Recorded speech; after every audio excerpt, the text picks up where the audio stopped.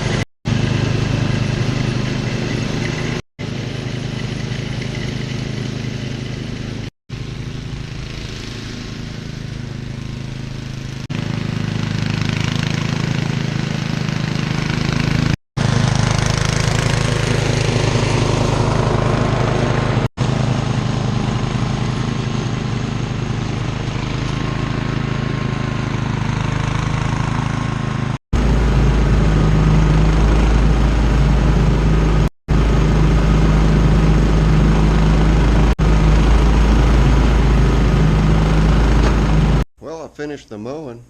And I also found out that these decks make pretty good steel shredders. I popped a hubcap off, and the hubcap got up underneath the deck. Reckon that'll pound out.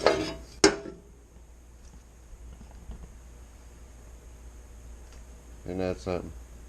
But that's alright. Don't fret. I had one laying spare laying around here. So I've got a replacement. Obviously it goes on the other side. Old Ugly Alice did what it's supposed to do.